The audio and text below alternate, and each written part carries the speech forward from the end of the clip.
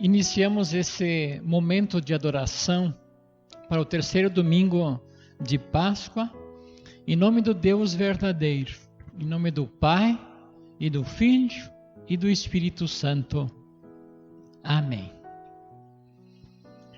Uma das leituras para esse domingo é de 1 Pedro, capítulo 1, versículo 17 a 25. Vamos fazer essa leitura na Nova Tradução. Diz assim: quando oram a Deus, vocês o chamam de Pai. Ele que julga com igualdade as pessoas, de acordo com o que cada uma tem feito. Portanto, durante o resto da vida de vocês aqui na terra, tenham respeito a Ele, pois vocês sabem o preço que foi pago para livrá-los da vida inútil que herdaram dos seus antepassados. Esse preço não foi uma coisa que perde o seu valor, como o ouro ou a prata. Vocês foram libertados pelo precioso sangue de Cristo, que era como um cordeiro sem defeito nem mancha. Ele foi escolhido por Deus antes da criação do mundo e foi revelado nestes últimos tempos em benefício de vocês. Por meio dele, vocês creem em Deus, que o ressuscitou e lhe deu a glória. Assim, a fé e a esperança que vocês têm estão firmadas em Deus. Agora que vocês já se purificaram pela obediência à verdade e agora que já têm um amor sincero pelos irmãos na fé, amem uns aos outros com todas as forças e com um coração puro, pois vocês, pela vida e eterna palavra de Deus, nasceram de novo como filhos de um Pai que é imortal e não de pais mortais. Como dizem as Escrituras, todos os seres humanos são como a erva do campo, e a grandeza deles é como a flor da erva. A erva seca e a flor cai, mas a palavra do Senhor dura para sempre. Esta é a palavra que o Evangelho trouxe para vocês. Esse é o texto. Oremos. Pai Celestial, estamos aqui por Tua disposição e graça. Obrigado por tudo o que Tu nos dás e fazes ser de bom. Obrigado, sobretudo, porque nos fizeste conhecer, crer e confiar no Salvador Jesus, Teu Filho. Perdoa todos os nossos pecados. Assiste-nos com Teu Santo Espírito para permanecermos na Palavra de Deus e na comunhão da Tua Santa Igreja. Abençoa este momento, por amor de Jesus. Amém.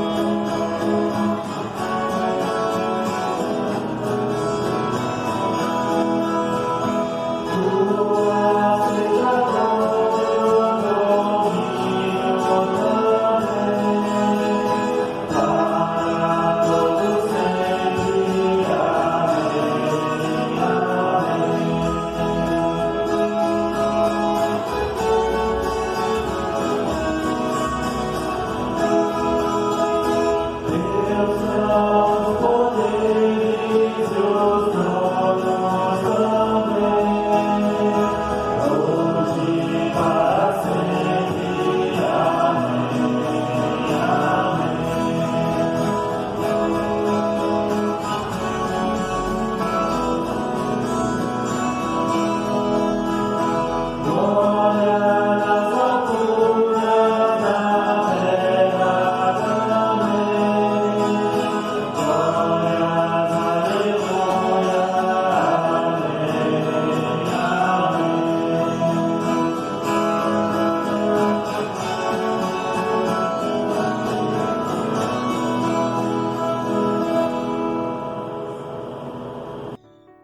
A leitura bíblica do Evangelho para esse domingo é de Lucas, capítulo 24, 13 ao 35.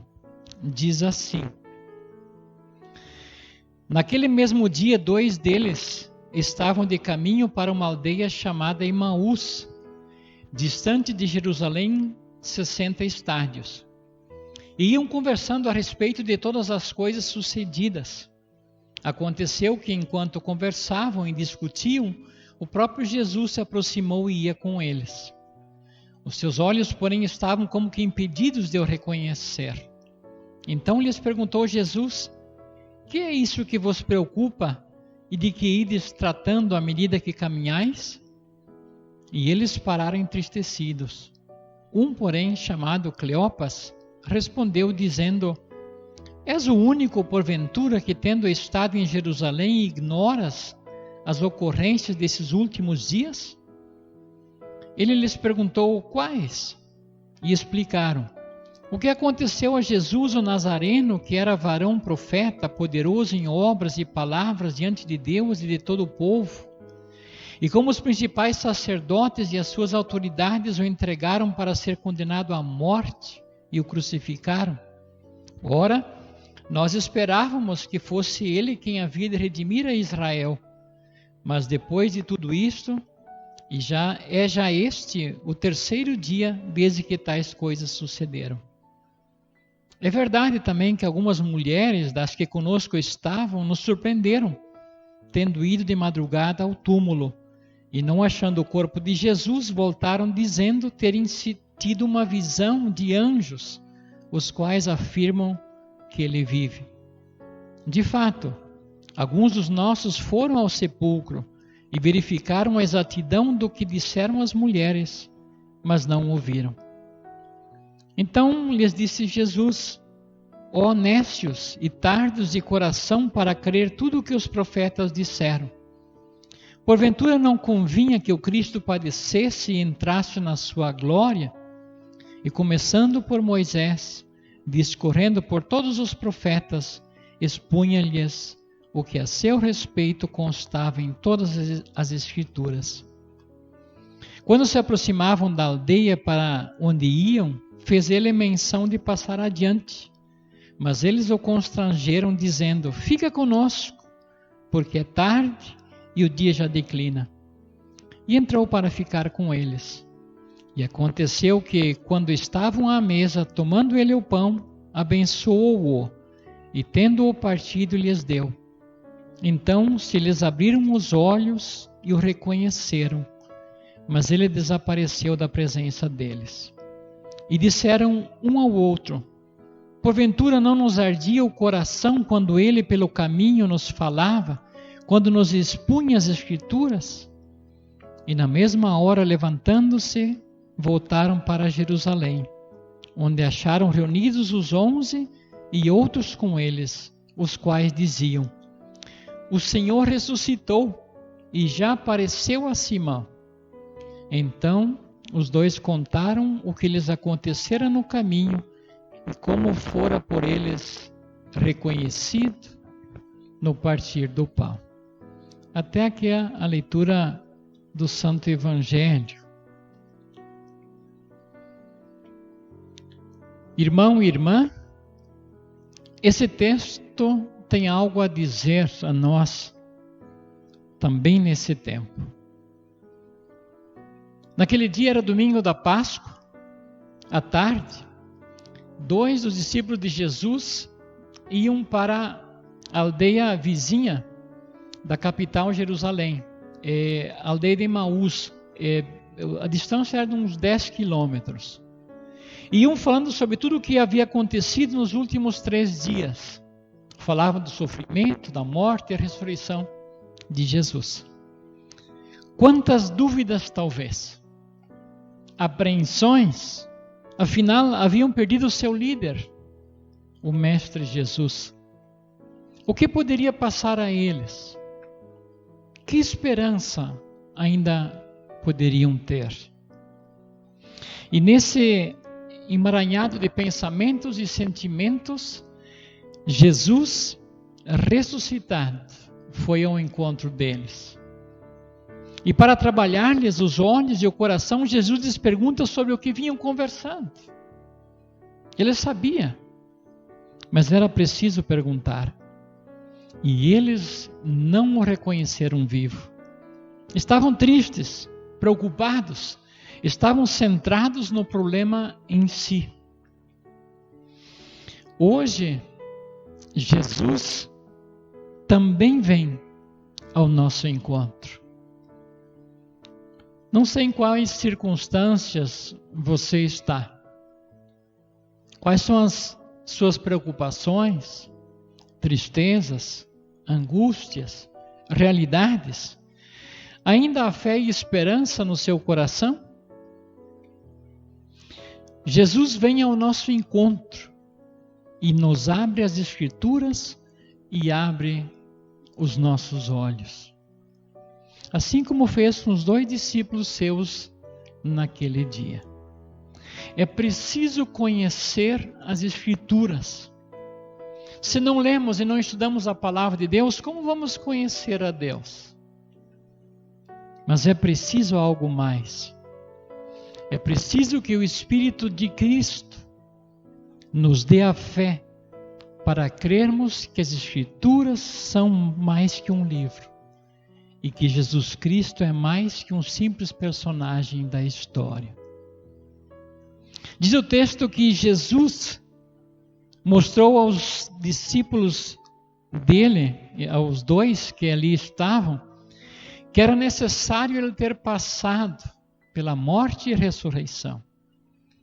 Diz que Jesus começou pelos ensinos de Moisés e passando por todos os profetas, e lhes mostrou que ele veio para buscar e resgatar o ser humano para uma comunhão perfeita com Deus por meio dele. É preciso ver Jesus na Escritura. Ele é o Senhor, Ele é o Salvador. Do começo ao final, a mensagem central das Escrituras é Jesus e a sua obra salvadora. Mas quem vê isto? Vê isto aquele que Deus consegue abrir os olhos para que creia e confie. Aquele que se volta para Deus e se reconhece falho e pecador. Aquele que vê em Cristo perdão para todos os seus pecados. Aquele que confia não em si mesmo, nem nas suas obras para merecer o favor de Deus, mas confia unicamente na morte e ressurreição de Jesus Cristo, em lugar e em favor de toda a humanidade. O justo Jesus morrendo pelos injustos, o santo Jesus morrendo pelos pecadores. Jesus tirou o foco daqueles 2 discípulos dos problemas que haviam acontecido em Jerusalém e do que ainda aconteceria talvez, para o foco da solução que ele lhes trouxe: perdão dos pecados e vida eterna. E nesta perspectiva, além de Jesus resolver o destino eterno do ser humano, ele quer viver no coração da pessoa, andar junto, acompanhar a nossa vida e manter-nos no caminho abençoado. Jesus vem ao nosso encontro e faz arder o nosso coração. Os 2 discípulos reconheceram isto à medida que Jesus lhes expunha as Escrituras. Algo mexia o seu interior. Admiração, aceitação da palavra, alegria pela salvação, desejo de compartilhar. Tocados pela sua palavra, eles o convenceram a ficar com ele. E quando ele desaparece após abençoar o pão, eles não se contêm. Retornam a Jerusalém naquela mesma hora e precisam falar aos outros do que viram e ouviram. O coração que arde com a mensagem de Jesus leva a pessoa a obras de fé e de amor. Em coração tal, Jesus sempre é o hóspede principal. Irmão, irmã, Jesus vem ao nosso encontro nas Escrituras e nos sacramentos do batismo e da Santa Ceia. Os tempos podem ser difíceis, mas você não está só. A sua necessidade, Jesus conhece. Hoje Ele também conduz o nosso foco para as soluções que Ele nos apresenta, no plano espiritual, mas na vida toda. Diretamente ou por meio de alguém, Ele abençoará você. Leia a sua palavra e creia. Ele está vivo e é o Senhor. Ele sabe tudo. Ele vê tudo. Ele pode fazer qualquer coisa. Além do mais, Ele ama você. Confie nele também nessa quarentena do coronavírus. Creia que Ele não abandonará você e sua família em sua função, em seu trabalho, e tampouco no tempo de recuperação de qualquer epidemia ou desgraça. Converse com Ele. Abra o seu coração para Ele. Deixe Ele ser Senhor na sua vida. Deixe Ele também consolar você em toda tristeza, necessidade ou perda. Podemos talvez não entender nem compreender o que passa com a gente, ou o que passa com as pessoas ao nosso redor.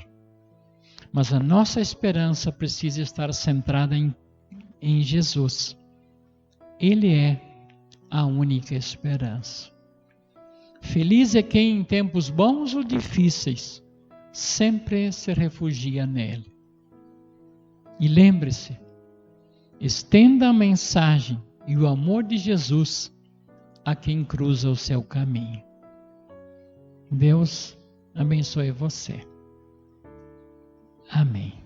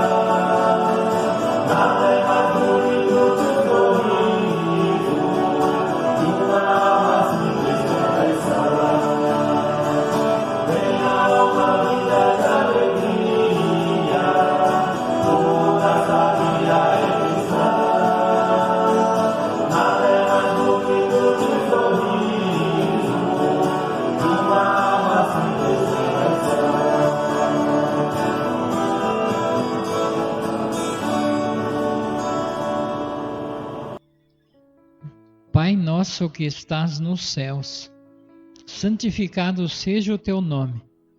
Venha o teu reino, seja feita a tua vontade, assim na terra como no céu.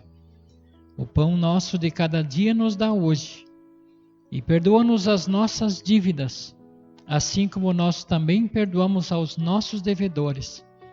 E não nos deixes cair em tentação, mas livra-nos do mal, pois teu é o reino, e o poder e a glória para sempre.